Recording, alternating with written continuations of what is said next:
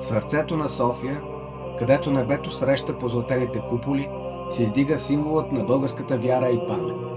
Храм-паметникът Свети Александър Невски не е просто архитектурен шедьовър.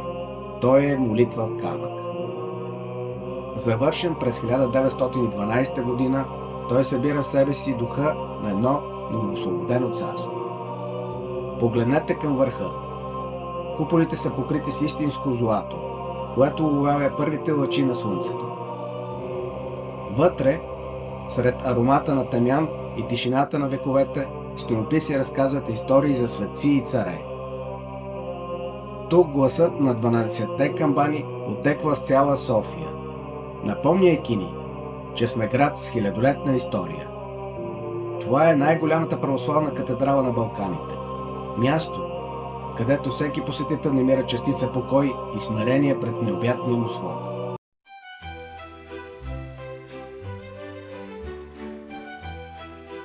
Продължаваме към една сграда, която пулсира с културната енергия на града.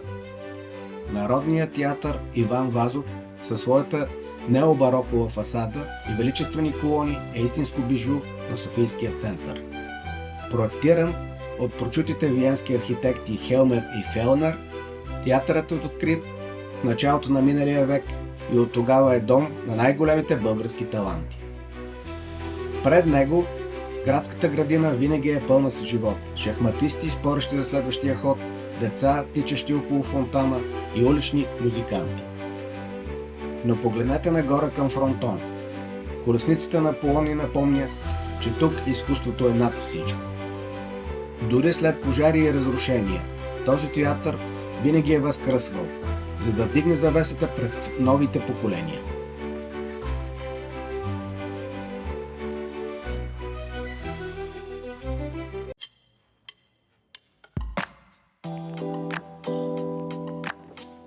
Пренасяме се към северния вход на Стария град.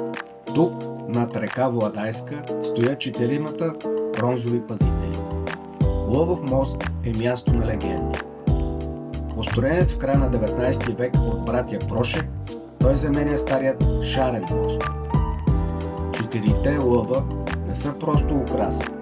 Те са мемориал на 4 български книжари, дали живота си за свободата на словото точно на това място.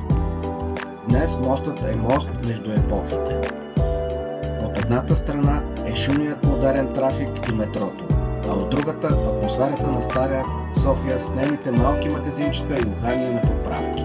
Лъвовете продължават да наблюдават града, мълчаливи свидетели на неговата постоянна трансформация.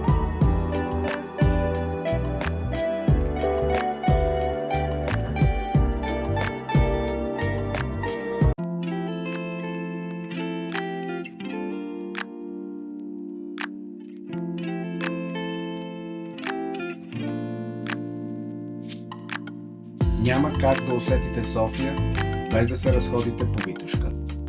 Това е главната артерия на града, пешеходната зона, където кафенетата винаги са пълни, а витрините блестят. Тук градът диша най-свободно. А в края на булеварда се разгръща внушителният силует на Националния дворец на култура. Построен за 1300 годишнината на България, НДК е най-големият конгресен център в Югоизточна Европа. Пространството около него е любимо място на срещи от звездите. Фонтаните, скейтерите, гледка към планината Витоша, която сякаш е на една ръка разстояние, правят това място уникално. София е от малкото европейски столици, които имат своята планина точно до центъра си.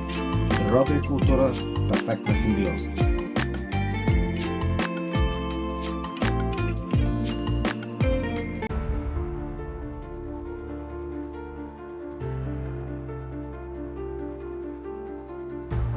Завършваме там, където всичко е започнало. В самото сърце на властта, между сградите на Ларгото, се крие най-голямото богатство на София – антична Сердика. Тук, под нивото на улицата, можете буквално да се разходите по римските пътища, по които някога е стъпал император Константин Велики. Сердика е моят Рим, казвал той. Днес комплексът Ларгото обединява минало и настояще под стъклен купол. Можете да видите останките от крепостни стени, апсиди на църкви и древни мозайки, докато над вас кипи животът на 21 век.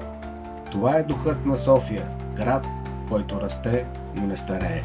Град, който пази корените си, за да гледа смело напред.